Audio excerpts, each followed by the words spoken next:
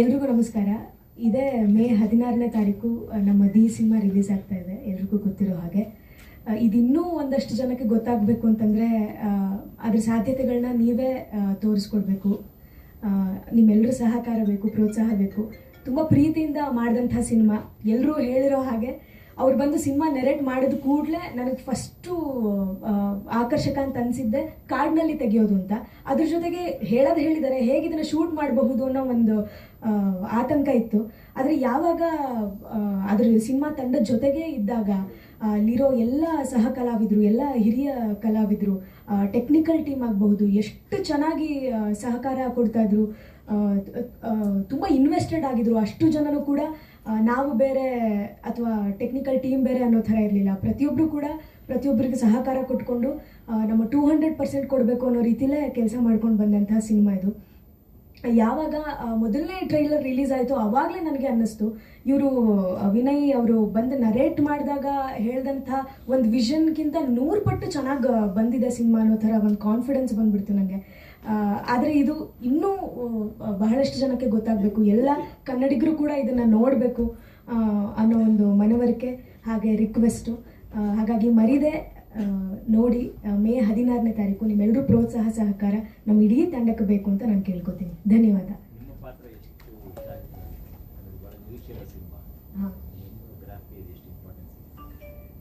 ನನಗೆ ಏನಂತ ಹೇಳಿದ್ರೆ ಇಡೀ ಸಿನಿಮಾ ಆ್ಯಕ್ಚುಲಿ ಒಂದು ಚೇಂಜ್ ಓವರ್ ಪಡ್ಕೊಳ್ಳೋದೆ ನನ್ನ ಒಂದು ಪಾತ್ರದಿಂದ ಅಂತ, ನನ್ನ ಹಾಗೆ ಅವರ ಪಾತ್ರದಿಂದ ಅಂತ. ಏನೋ ಒಂದು ಸಣ್ಣ ಅವಘಡ ಆಗುತ್ತೆ ಇಡೀ ಕಾಡಿನಲ್ಲಿ. ಆ ಅವಘಡನೇ ಇಡೀ ಸಿನಿಮಾ ಉದ್ದ ನಡ್ಕೊಂಡು ಹೋಗುವಂಥದ್ದು, ಒಂದು ಹುಡುಕಾಟ, ಒಂದು ಕಾತರ ಎಲ್ಲ ಆಗುವಂಥದ್ದು. ಪ್ರೀತಿ ಅಂತೇನಿದೆ, ಅವಳು ಬೇಸಿಕಲಿ ಒಂದು ಅಪ್ಪ ಅಮ್ಮ ಇಲ್ಲದೆ ಇರೋ ಹುಡುಗಿ ಆಗಿದ್ದಿರ್ತಾಳೆ. ಹಾಗಾಗಿ ಅವಳಿಗೆ ಪ್ರೀತಿ ಏನಂತಿದೆ ಸಿಗೋ ಹುಡುಗನಿಂದಲೇ ಸಿಗಬೇಕು ಅನ್ನೋ ಒಂದು ಆಸೆ ಇದ್ದಿರುತ್ತೆ. ಅದು ಅವ್ನ ಹುಡುಗನೆಲ್ಲ ಅವಳು ಕಾಳೋದಕ್ಕೆ ಇಷ್ಟಪಡ್ತಾ ಇರ್ತಾಳೆ. ಇದ್ರ ಮಧ್ಯೆನೇ ಒಂದಷ್ಟು ಟ್ವಿಸ್ಟ್ಗಳೆಲ್ಲ ಬರ್ತಾ ಹೋಗುತ್ತೆ. ಇದೇನಂತಂದರೆ ಅವಳು ಆ ಸಂದರ್ಭಕ್ಕೆ ಸರಿಯಾಗಿ ಹೇಗೆ ಅದಕ್ಕೆ ರಿಯಾಕ್ಟ್ ಮಾಡ್ತಾಳೆ, ಒಂದಷ್ಟು ಸಮಯಗಳಲ್ಲಿ ರಿಯಾಕ್ಟ್ ಮಾಡೋಕ್ಕಾಗದೇ ಇರೋವಂಥ ಸ್ಥಿತಿಗೆ ಅವಳು ತಲುಪಿಬಿಟ್ಟಿರ್ತಾಳೆ. ಈ ಸಂದರ್ಭದಲ್ಲಿ ಏನೇನು ನಡೆಯುತ್ತೆ, ಏನೇನು ಸವಾಲುಗಳನ್ನ ಅವಳು ಎದುರಿಸ್ಬೇಕಾಗತ್ತೆ ಅಂತನ್ನೋದೇ ಇಡೀ ಸಿನಿಮಾ. ನಾನು ಹೇಳ್ತೀನಿ. ಇಲ್ಲ ಸರ್, ನಾ ಹಾಡಿಲ್ಲ, ಸಿನಿಮಾದಲ್ಲಿ ಹಾಡುಗಳಿದೆ.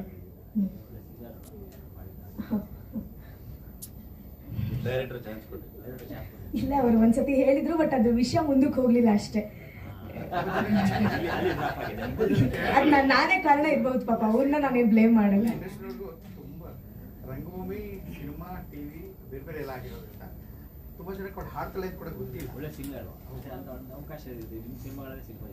ಅಂದ್ರೆ ನಾನು ಸ್ಟೇಜ್ ಪರ್ಫಾರ್ಮ್ ಮಾಡುವಾಗ ಹಾಡೋದು ಬೇರೆ, ಬಟ್ ರೆಕಾರ್ಡಿಂಗಲ್ಲಿ ನನಗೆ ಈಗಲೂ ಇನ್ನೂ ತುಂಬ ಕಲಿಯೋದಿಕ್ಕಿದೆ. ಸ್ಟೇಜಲ್ಲಿ ಪರ್ಫಾರ್ಮ್ ಮಾಡಿ ಹಾಡೋದಕ್ಕೂ ರೆಕಾರ್ಡಿಂಗಲ್ಲಿ ಸಖತ್ ಕಲಿಯೋದಕ್ಕೆ ಇದೆ ಅನ್ನೋದು ಗೊತ್ತು.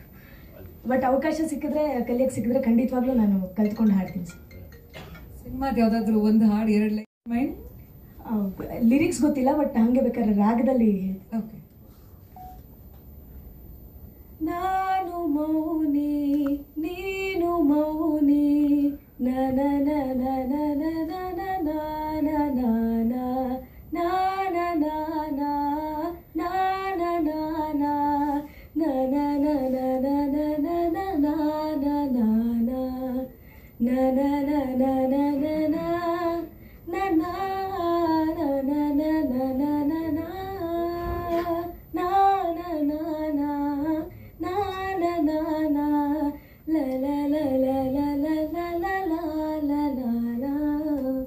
ಬ್ಯೂಟಿಫುಲ್. Thank you. ನಮಸ್ಕಾರ.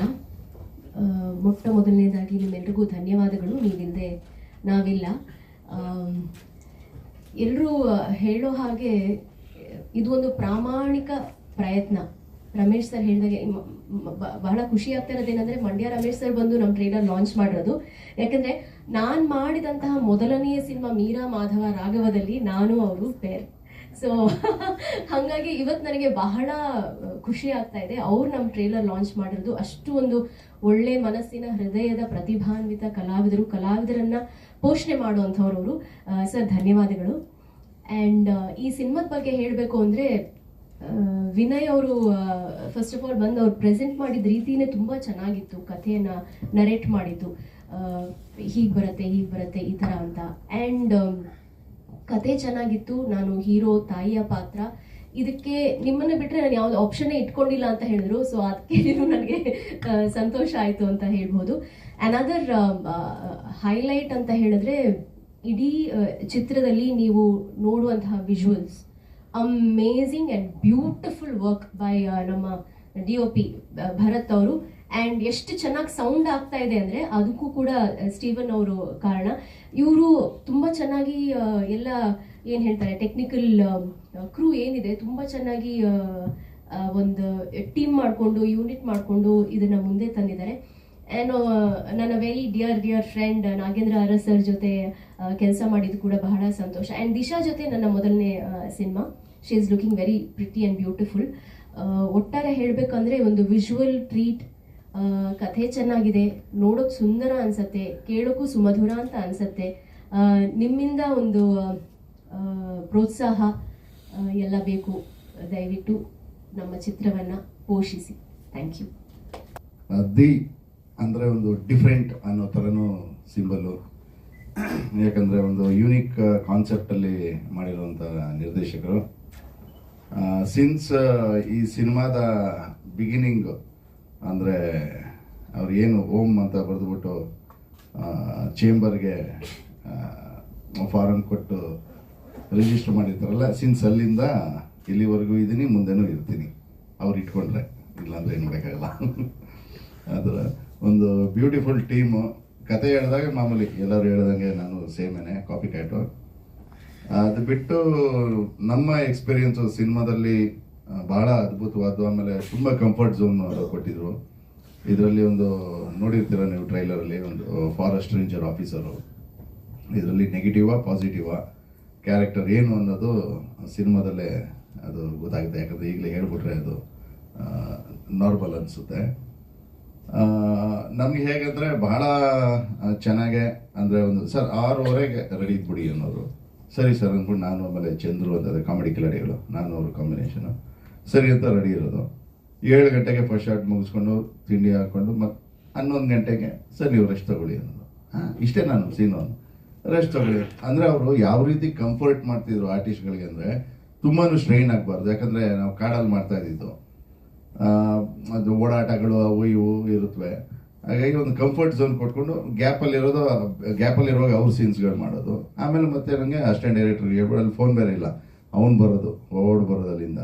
ಆಮೇಲೆ ಬಂದು ಸರ್ ರೆಡಿಯಾಗಿ ಈಗ ನೆಕ್ಸ್ಟ್ ನಿಮ್ಮದೇ ಸೀನ್ ಅಂತ. ಈ ರೀತಿ ಒಂದು ಬ್ಯೂಟಿಫುಲ್ ಟೀಮು. ನಾನು ಇವರು ನನಗೆ ಭಾಳ ಇಷ್ಟ ಆಗಿದ್ದು ಅಂದರೆ ಅವರ ಟೆಕ್ನಿಕಲ್ ಟೀಮು. DOP ಭರತ್ ಅವರು, ಆಮೇಲೆ ನಮ್ಮ ಸ್ಟೀವನು ಸೆಟ್ಟಲ್ಲೇ ಇರೋರು. ಸ್ಟೀವನು ಕೂಡ ಅವರಲ್ಲಲ್ಲಿ ಹಿಂಗೆ ಮೈಕ್ ಇಟ್ಕೊಂಡು ರೆಕಾರ್ಡ್ ಮಾಡೋದು. ನಾವು ಏನು ಮಾಡ್ತಾ ಇದ್ದೀರಾ ಜಿ ಅಂದರೆ, ಇಲ್ಲ ಜಿ ಅದು ಲೈವ್ ಸೌಂಡ್ ವೇಣು ಅಂತ ಇದ್ರದ್ದು ಕುಯಿಲ್ದು ಇದೆಲ್ಲ ಲೈವ್ ಸೌಂಡ್ ವೇಣುನ ಅದನ್ನೆಲ್ಲ ರೆಕಾರ್ಡ್ ಮಾಡೋರು. ಅಂದರೆ ಬ್ಯಾಕ್ಗ್ರೌಂಡ್ ಸ್ಕೋರ್ಗೆ ಹಾಕೋಕ್ಕೆ ಒಂದು ಫೀಲ್ ಇರುತ್ತೆ ಅಂದ್ಬಿಟ್ಟು. ನೀವು ನೋಡಿದ್ರೆ ಗೊತ್ತಾಗುತ್ತೆ, ದಿ ಬ್ಯಾಂಗ್ ಇದೆ ಬ್ಯಾಕ್ಗ್ರೌಂಡ್ ಸ್ಕೋರಲ್ಲಂತೂ. ಆಮೇಲೆ ವಿಜುವಲ್ ಟ್ರೀಟು ಹಾಗೇನೆ. ಯಾಕಂದರೆ ನಿಮಗೆ ವಿಜುವಲ್ ಆ ರೀತಿ ಬಂದರೆ ಅದಕ್ಕೆ ಸಾಥ್ ಕೊಟ್ಕೊಂಡು ಮ್ಯೂಸಿಕ್ ಮಾಡೋಕ್ಕೆ ಸಾಧ್ಯ. ಇದೆಲ್ಲದಕ್ಕೂ ಪೂರ್ವಕವಾಗಿ ಡೈರೆಕ್ಟರ್ ಅವರ ಇಮ್ಯಾಜಿನೇಷನು. ನಾನು ಎಲ್ಲೂ ಅವರು ಜಗಳ ಆಡಿದ್ದು ನೋಡಿಲ್ಲ, ಕಿತ್ತಾಟ ಆಡಿದ್ದು ನೋಡಿಲ್ಲ. ಸೆಟ್ಟಲ್ಲಿ ಕೂಲ್ ಗೋಯಿಂಗ್ ಬಾಯ್. ಹೇಗೆ ಅವರು ಹಿಂಗೆ ನಕ್ಕೊಂಡು ಹಸನ್ಮುಖಿಯಾಗಿದ್ರು ಆ ಥರ. ಬಟ್ ಈಗ ಟೆನ್ಷನ್ ಆಗಿದ್ದಾರೆ ರಿಲೀಸಲ್ಲಿ. ಮಾಮೂಲಿ ನಮ್ಮ ಡಿಸ್ಟ್ರಿಬ್ಯೂಟರ್ ಸರ್ ಹೇಳ್ದಂಗೆ ದುಡ್ಡು ಅನ್ಸೋದು ಅದು ಇದು ಅನ್ನೋದ್ರಲ್ಲಿ. ಬಟ್ ನಾನು ಇಲ್ಲಿವರೆಗೂ ನೋಡ್ದಂಗೆ ಕೆಲವು ಡಿಸ್ಟ್ರಿಬ್ಯೂಟರ್ಸು, ನಾನು ಓಪನ್ ಆಗಿ ಹೇಳ್ತೀನಿ, ಅದೆಲ್ಲ ಏನು ನನ್ನ ಮುಚ್ಚುಮರ ಇಲ್ಲ. ಡಿಸ್ಟ್ರಿಬ್ಯೂಷನ್ ಅಂದ ತಕ್ಷಣ ಬರೀ ಓಕೆ ಬನ್ನಿ, ಇಷ್ಟು ಥಿಯೇಟರ್ಸ ಇಷ್ಟು ಕಟ್ಟಿ ಥಿಯೇಟರ್ ಬಾಡಿಗೆ ಕಟ್ಟಿ ಇಷ್ಟು ಕಟ್ಟಿ ಅಷ್ಟೇ ಅವ್ರ ಬಿಸ್ನೆಸ್ ಏನಿದೆ ಅದು. ಬಟ್ ವಿಜಯ್ ಸರ್ ಬಗ್ಗೆ ಮೆಚ್ಚಬೇಕಾಗಿರೋದು ಅಂದರೆ, ನಾವು ಯಾವಾಗ ಸರ್ನ ಅಂತ ಹೇಳ್ಕೊಂಡು ಫೈನಲ್ ಅಂತ ಮಾಡಿದಾಗ ಥ್ರೂ ಒಂದು ಸಿನಿಮಾ ರೆಡಿ ಆದಮೇಲೆ ಥ್ರೂ ಜೊತೆಲೇ ಇದ್ದಾರೆ. ಅಂದರೆ ಸಪೋರ್ಟಿಂಗಲ್ಲಿ ಯಾವ ರೀತಿ ಈ ರೀತಿ ಮಾಡಿ, ಆಮೇಲೆ ಪ್ರಮೋಷನ್ ಆ್ಯಕ್ಟಿವಿಟೀಸಲ್ಲಿ ಪಾಪ ಹೇಳ್ದಂಗೆ ಅದೇ ಅವ್ರದ್ದು ಫೈನಾನ್ಷಿಯಲಿ ಸಮಸ್ಯೆಯಲ್ಲಿ ಇದ್ದಾರೆ, ಗೊತ್ತು ರಿಲೀಸು ಟೈಮಲ್ಲೇ ಯಾವ ರೀತಿ ಅಂತ. ಬಟ್ ಇದರಲ್ಲೂ ಕೂಡ ನೀವು ಮೀಡಿಯಾ ಪೀಪಲ್ ಬಂದು ಒಂದು ಸಪೋರ್ಟ್ ಮಾಡ್ತಿರೋದು. ಯಾಕಂದರೆ ಇಂಥ ಒಳ್ಳೆ ಸಿನಿಮಾಗಳು ಬರಬೇಕು. ಸಮಸ್ಯೆ ಏನಂದರೆ ಕೆಲವರು ದುಡ್ಡು ಇರುತ್ತೆ, ಎಲ್ಲ ಇರುತ್ತೆ, ಪ್ರಾಡಕ್ಟ್ ಅಷ್ಟು ಮಜಾ ಇರಲ್ಲ, ಸುಮ್ಮನೆ ಅದಕ್ಕೆ ಸುರಿದು ವೇಸ್ಟು. ಬಟ್ ಇವರಲ್ಲಿ ಪ್ರಾಡಕ್ಟ್ ಇದೆ, ಬಟ್ ರೀಚ್ ಮಾಡೋದಕ್ಕೆ ಸ್ವಲ್ಪ ಕಷ್ಟ ಆಗ್ತಿದೆ. ಹಾಗಾಗಿ ಒಂದು ಕೇಳ್ಕೊಳ್ಳೋದಷ್ಟೇ, ಮೀಡಿಯಾ ಪೀಪಲ್ಸಿಂದ ಎಲ್ಲರೂ ನಮ್ಮ ಸ್ನೇಹಿತರೆ, ಭಾಳ ವರ್ಷಗಳಿಂದ ನಾವು ಜರ್ನಿ ಮಾಡಿದ್ವಿ ನಿಮ್ಮ ಜೊತೆ. ಈ ಒಂದು ಚಿತ್ರಕ್ಕೆ ನಿಮ್ಮೆಲ್ಲರ ಸಪೋರ್ಟ್ ಇರಲಿ ಅಂತ ನಾನು ಕೇಳ್ಕೊತೀನಿ. ಜೈ ಹಿಂದ್, ಜೈ ಕರ್ನಾಟಕ. Thank you sir.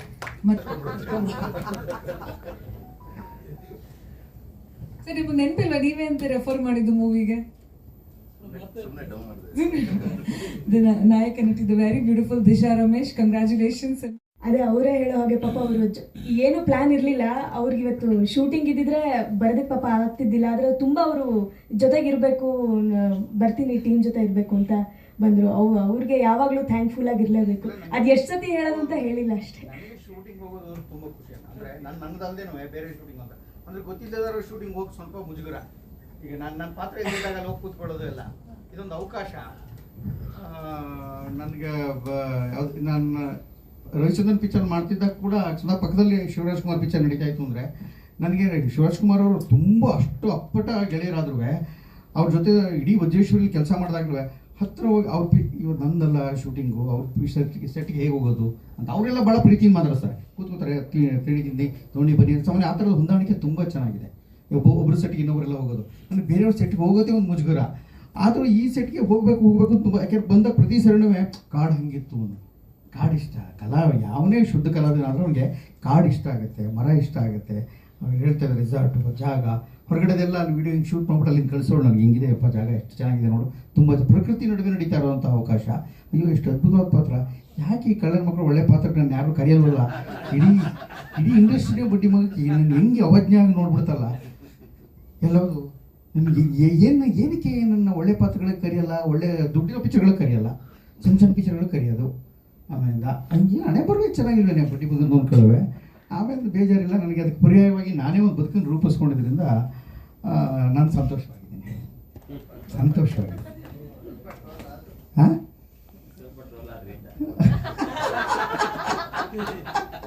ಸಂತೋಷವಾಗಿದೆ. ಅದನ್ನು ನನ್ನ ಕರೀದಿದ್ರೆ ಅವ್ರ ಹಣೆ ಬರೋ ಕಡೆ ಹೊರತು ನನ್ನ ಹಣೆ ಬರೋ ಅಂತ ಯಾವಾಗ ಅನ್ಕೊಂಡಿದ್ದೆ ನಾನು. ಹೌದು, ಚೆನ್ನಾಗಿರೋದು.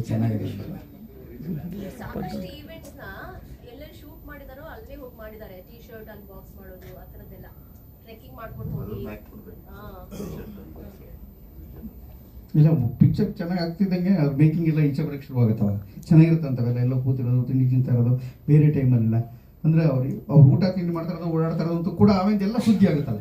ಒಂದು ಪಿಕ್ಚರ್ ಗೆಲ್ಲತ್ತೆ ಏನು ಶುರುವಾದ ತಕ್ಷಣ, ಒಂದು ಸೀರಿಯಲ್ ಗೆಲ್ಲತ್ತೆ ಏನು ಶುರುವಾದ ತಕ್ಷಣ ಸಹಜವಾಗಿ ಅದ್ರ ಹಿಂದೆ ನಡೆದಿರೋ ಎಲ್ಲ ಮೇಕಿಂಗ್ ವಿಡಿಯೋಸ್ ಎಲ್ಲ ಹೊರಗೆ ಬರ್ತವೆ, ಚೆನ್ನಾಗಾಗ್ತವೆ. ಗೆದ್ದಾಗ ಎಲ್ಲರೂ ಅಪ್ಪ ಅಮ್ಮ ಎಲ್ಲ ಇರ್ತಾರೆ, ಸೋದಾಗ ಮಾತ್ರ ಅಪ್ಪ ಅಮ್ಮ ಇರಲ್ಲ ಅಷ್ಟೇ.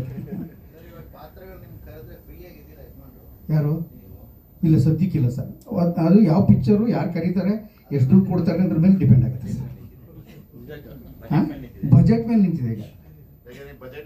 ರೇಟು ಡೇಟು ಎರಡರ ಮೇಲೂ ನಿಂತಿದೆ ಸರ್. ನಿರ್ದಾಕ್ಷಿಣ್ಯವಾಗಿ ಒಳ್ಳೆ ಪಾತ್ರ ಕೊಟ್ಟರೆ, ಒಳ್ಳೆ ಸಂಭಾವನೆ ಕೊಟ್ಟು, ಒಳ್ಳೆ ರೋಲ್ ಕೊಟ್ಟರೆ, ಕೆಲಸ ಗೊತ್ತಿದ್ದವ್ರು ಕರೆದ್ರೆ ಖಂಡಿತ ಹೋಗಿ ಮಾಡ್ತೀನಿ ಸರ್.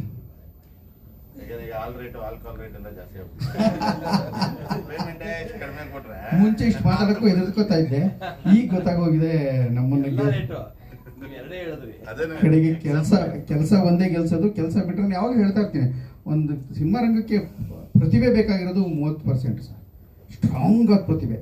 ಇನ್ನೊಂದು 30% ಅಪ್ಪಟ ಅವ್ನ ಶ್ರಮ, ಇನ್ನೊಂದು 30% ಅವ್ನ ನಡವಳಿಕೆ, ಕಡೆ 10% ಇದೆಯಲ್ಲ ಅದೃಷ್ಟ, ಅದೇ ಮುಖ್ಯ.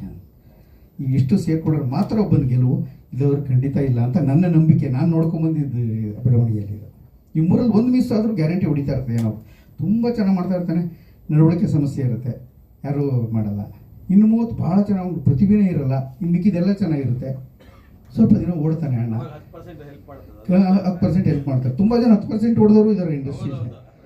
ನಾವು ಅದನ್ನು ನೋಡಿ ಸಂತೋಷ ಪಡ್ತಾ ಇರ್ತೀವಿ ಕನ್ನಡಿಗರು. ನಾನು ಪ್ರೇಕ್ಷಕ, ಹೊರಗಡೆ ನಿಂತ್ಕೊಂಡು, ಇಂಡಸ್ಟ್ರಿಯಿಂದ ಹೊರಗಡೆ ನಿಂತ್ಕೊಂಡು ನೋಡಿ ಮಜಾ ಚೆನ್ನಾಗಿದೆ, ಓಡು ಮಗ ಅಂತ ಇರ್ತೀವಿ.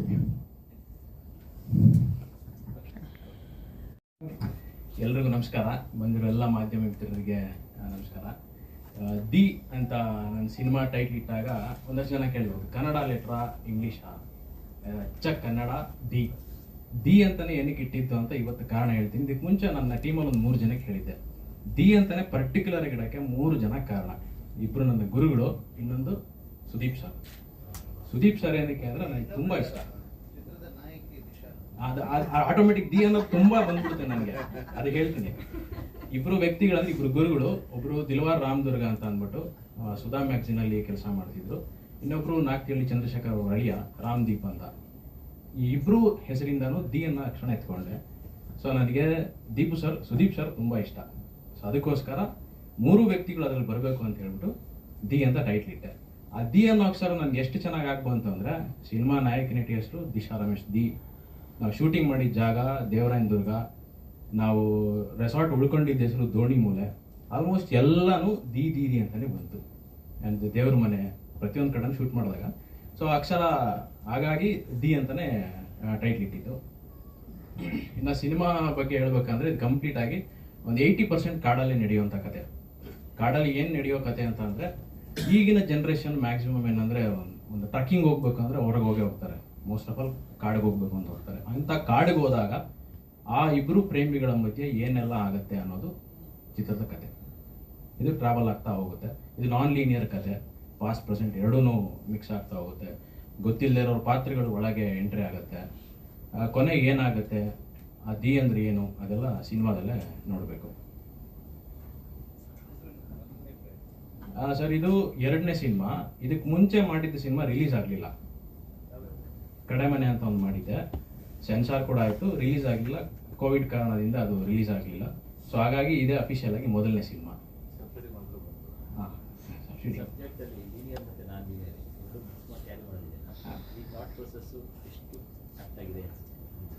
ನನಗೆ ಈ ತರ ಅಂದ್ರೆ ಸರಳವಾಗಿ ಕತೆಗಳನ್ನ ಹೇಳ್ಕೊಂಡು ಹೋಗೋದಕ್ಕಿಂತ ನಾನ್ ಲೀನಿಯರ್ ಕತೆ ಹೇಳಿದ್ರೆ ಅವ್ರ ತಲೆಗೂ ಸ್ವಲ್ಪ ಒಳ ಬಿಟ್ಟಂಗೆ ಆಗುತ್ತೆ. ನೋಡ್ತಾರೆ, ಕ್ಯೂರಿಯಾಸಿಟಿ ಹುಟ್ಟುತ್ತೆ, ಇದನ್ನ ಅವರೇ ಲಿಂಕ್ ಮಾಡ್ಕೋತಾರೆ, ಇದೆಲ್ಲ ಆಯ್ತು ಅಲ್ಲ ಆಗಿತ್ತು ಅನ್ನೋದು. ಸೊ ಚಿತ್ರಕಥೆ ಬರಿಬೇಕಾದ್ರೆ ಅದು ನಾನ್ ಲೀನಿಯರ್ಲೇ ಬರೆಯೋಣ, ಸರಳವಾಗಿ ಹೇಳೋದು ಬೇಡ, ಅದು ಸ್ವಲ್ಪ ಪಾಸ್ಟ್ ಪ್ರೆಸೆಂಟ್ ಎರಡೊಂದು ಮಿಕ್ಸ್ ಮಾಡ್ಕೊಂಡು ಬರೆಯೋಣ ಅಂತ ಅಂದ್ಕೊಂಡು ಬರೆದಿದ್ದೆ.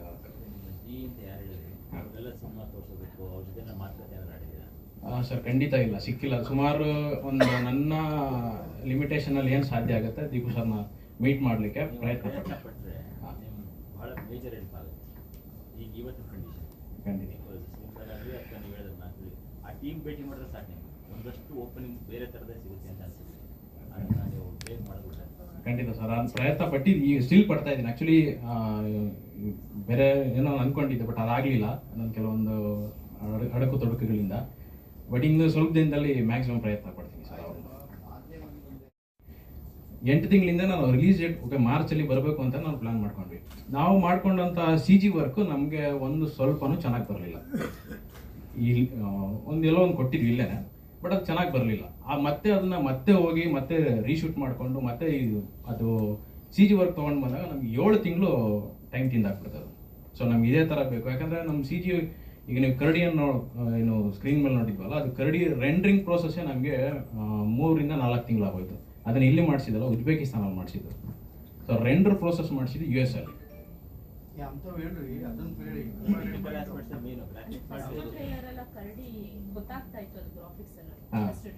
ಹೌದು, ಬಟ್ ಅದು ಫಸ್ಟ್ ಟ್ರೈಲರ್ ಬಂದಿದ್ದು ಅಷ್ಟು, ಅದೊಂದು 8 ರಿಂದ 10 ಸೆಕೆಂಡ್ ಮಾತ್ರ ನಮಗೆ ಚೆನ್ನಾಗಿ ಬಂತು. ಒಟ್ಟು ಸಿನಿಮಾ ನಾಯಕ ನಟನ ಜೊತೆ ಒಂದು ಕರಡಿ 5 ನಿಮಿಷದ ಒಂದು ಫೈಟ್ ಬರುತ್ತೆ. ಬಟ್ ಅದು ಕಂಪ್ಲೀಟ್ ಫೈಟ್ ನೋಡಿದಾಗ ನಮಗೆ ಫನ್ನಿ ಅಂತ ಅನಿಸ್ಬಿಡುತ್ತೆ, ಅಷ್ಟು ಚೆನ್ನಾಗಿ ಬರಲಿಲ್ಲ.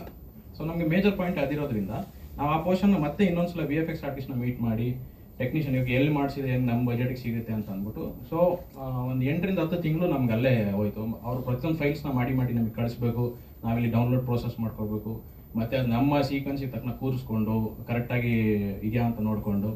ಸೊ ಆ ಒಂದು ಪ್ರೋಸೆಸ್ಸಲ್ಲಿ 8 ತಿಂಗಳು ಆಗಿದ್ದರಿಂದ ತಡ ಆಯಿತು ಸಿನಿಮಾ.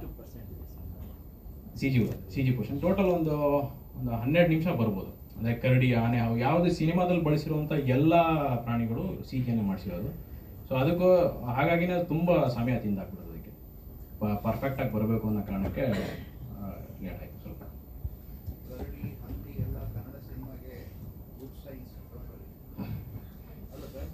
ಖಂಡಿತ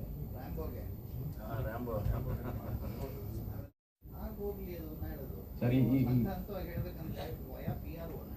ಖಂಡಿತ ಸರ್. ನನಗೆ ಸರ್ ಸಿಕ್ಕಿದ್ದು ಸುಧೀಂದ್ರ ಸರ್ ಸಿಕ್ಕಿದ್ದೆ ತುಂಬಾ ಕೋಪರೇಟ್ ಮಾಡಿರುವಂತ ಅವರು ಅನೇಕ ನೂರಾರು ಏನು ಗೊತ್ತಿಲ್ಲದವರು ಹೊರಟಿರೋ ಆಮೇಲೆ ಸೆಟ್ಲ್ ಆದ್ಮೇಲೆ ಎಷ್ಟೋ ಜನ ಆ ಕಡೆ ತಿಳ್ಕೊಂಡಿಲ್ಲ ಬೇರೆ ಮಾಡೋದು ನಿಜ, ಸಹಾಯ ಮಾಡೋದು ನಿಜ, ನನಗೆ ಗೊತ್ತಿರುತ್ತೆ. ಖಂಡಿತ ಸರ್ ಬಗ್ಗೆ ಹೇಳ್ಬೇಕಂದ್ರೆ ನನಗೆ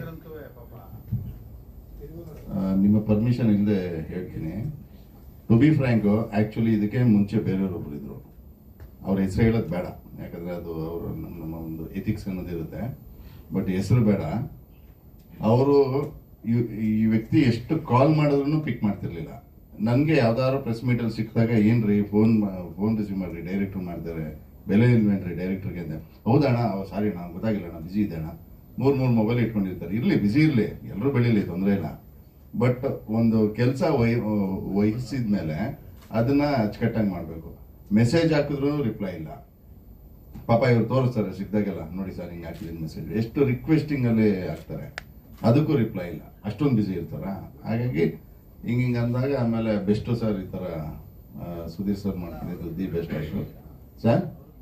ದುಡ್ಡು ಕೂಡ ಒಂದಷ್ಟು ಹೋಗಿದೆ, CG ಲು ಹೋಯ್ತು, ಇಲ್ಲೂ ಹೋಯ್ತು. ಅಟ್ಲೀಸ್ಟ್ ಅದರಲ್ಲಿ ಬಂದಿದ್ದ ದುಡ್ಡು ಏನಾದರೂ ಒಂಚೂರು ಪ್ರಮೋಷನಲ್ ಆಕ್ಟಿವಿಟೀಸ್ಗೆ ಹಾಕೊಂಬೋದಾಗಿತ್ತು. ಸುಧೀಂದ್ರ ಸರ್ ತುಂಬಾ ಶ್ರಮ ಪಟ್ಟು ಮಾಡೋದು. ಇಲ್ಲ, ಸರ್ ಸಿಕ್ಕಿದ್ದು ನನಗೆ ಜಸ್ಟ್ ಒಂದು ತಿಂಗಳ ಹಿಂದೆ ಸರ್. ಅವರು ಆಫೀಸ್ಗೆ ಹೋದಾಗ ಸರ್ ಹಿಂಗೆ ಆಗಿದೆ ಅಂತ ಹೇಳಿದಾಗ, ಸರ್ ಏನು ಮಾಡ್ಬೇಕು ಹೇಳಿ. ನನಗೆ ಫ್ಯಾಕ್ಟ್ ಹೇಳ್ಬೇಕಂದ್ರೆ, ಅಯ್ಯೋ ನಾನು ಮುಂಚೆಯಿಂದ ನನಗೆ ಸಿಕ್ಬಿಟ್ಟಿದ್ರೆ ನನಗೆ ಇಷ್ಟು ಕಷ್ಟಗಳೇ ಆಗ್ತಿರ್ಲಿಲ್ವಲ್ಲ ಅನ್ನೋದು ಮನಸ್ಸೊಳಗೆ ನನಗೆ ಕೊರಿತಾ ಇತ್ತು.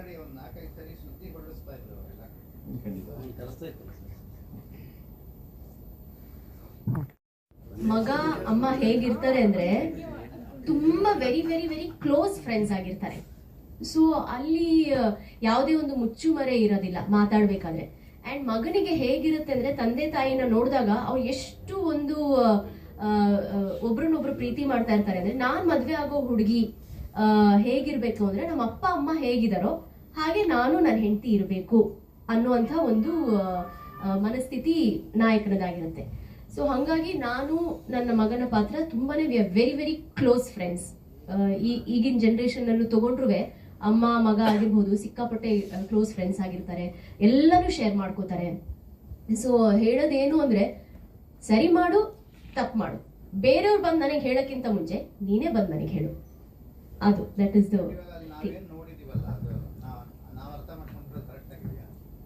ಇಲ್ಲ. ಅದಾದ್ಮೇಲೆ ಬೇರೆ ಶಾರ್ಟ್ ಬೇರೆ ಬಂದ್ಬಿಟ್ಟಿದೆ, ಹಂಗಾಗಿ ಹಾಗಾಗಿ ಅನ್ಸತ್ತೆ ನೀವು ಅದು ಕ್ಯೂರಿಯಾಸಿಟಿ ಹುಟ್ಟಿಸಿದೆ ಅಂದ್ರೆ ಅದು ಒಳ್ಳೇದೇ ಅಲ್ವಾ ಸರ್? ಎಸ್, ದಯವಿಟ್ಟು ನಿಮ್ಮೆಲ್ಲರ ಪ್ರೋತ್ಸಾಹ, ಸಹಕಾರ, ಆಶೀರ್ವಾದ ಬೇಕು. ಮೇ 16 ನಮ್ಮ ದಿ ಸಿನಿಮಾ ರಿಲೀಸ್ ಆಗ್ತಾ ಇದೆ. ದಯಮಾಡಿ ಎಲ್ಲರೂ ಚಿತ್ರಮಂದಿರಕ್ಕೆ ಬಂದು ಚಿತ್ರವನ್ನ ನೋಡಿ ಹರಸಿ ಹಾರೈಸಿ ಪ್ರೋತ್ಸಾಹಿಸಿ. ಧನ್ಯವಾದ. ಒಂದೇ ಒಂದು ಸೆಕೆಂಡು, ನಾನು ಈ ವೇದಿಕೆ ಒಂದು ಬಳಸ್ಕೊಂಡು ಒಂದು ಹೇಳ್ತೀನಿ. ಬಿಯಾಂಡ್ ದಿಸ್ ಒಳ್ಳೊಳ್ಳೆ ಪ್ರತಿಭೆಗಳಿದ್ದಾರೆ. ಈ ಕೆಲವು ಯಾರು ಈ ಸ್ಟಾರ್ ಡೈರೆಕ್ಟರ್ಸು, ಸ್ಟಾರ್ ಹೀರೋಸ್ ಅಂತ ಇದ್ದಾರೆ, ಅವ್ರುಗಳು ಈ ಸಿನಿಮಾನ ನೋಡಿ ಅಟ್ಲೀಸ್ಟ್ ಒಂದು ಟ್ರೈಲರ್ ಆದರೂ ನೋಡಿದ್ರೆ ಒಳ್ಳೆ ಪ್ರತಿಭೆಗಳು ಇಬ್ಬರಿದ್ದಾರೆ. DOP ಭರತ್, ಆಮೇಲೆ ನಮ್ಮ ಸ್ಟೀವನ್ ಸತೀಶ್ ಅವರು ಒಳ್ಳೊಳ್ಳೆ ಪ್ರತಿಭೆ ಇದ್ದಾರೆ. ಇದನ್ನ ಒಂದು ಬಳಸ್ಕೊಳ್ಳಿ, ನಮ್ಮ ಇಂಡಸ್ಟ್ರಿಗೂ ಒಂದು ಒಳ್ಳೆ ಹೆಸರಾಗುತ್ತೆ. ಒಂದು ವಿಭಿನ್ನವಾಗಿ ಮಾಡಿದ್ದಾರೆ, ಕೆಲಸ ಮಾಡಿದ್ದಾರೆ, ಕಷ್ಟಪಟ್ಟಿದ್ದಾರೆ, ಚೆನ್ನಾಗೂ ಇದೆ. ಹಾಗಾಗಿ ಈ ಮುಖಾಂತರ ನಾನು ಈ ಸ್ಟೇಜ್ನ ಬಳಸ್ಕೊತಾ ಇದ್ದೀನಿ. ಯಾರ್ಯಾರು ಸ್ಟಾರ್ ಡೈರೆಕ್ಟರ್ಸು, ಸ್ಟಾರ್ ಹೀರೋಸ್ ಇದ್ದೀರಾ, ಅವ್ರು ಅಟ್ಲೀಸ್ಟ್ ಇದೊಂದು ಟ್ರೈಲರ್ ನೋಡಿ, ಸಾಧ್ಯ ಆದರೆ ಸಿನಿಮಾ ನೋಡಿ, ಅವ್ರಿಗೆ ಒಳ್ಳೆ ಪ್ರತಿಭೆಗಳಿಗೆ ಅವಕಾಶ ಕೊಡಿ. Thank you. ಜಸ್ಟ್ ಅವ್ರ ಜೊತೆ ಹೋಗ್ಬಂದ್ರೆ ಮಗಳಿಗೂ ಅದೊಂದು ಹೆಲ್ಪ್ ಆಗುತ್ತೆ. ಯಾಕಂದ್ರೆ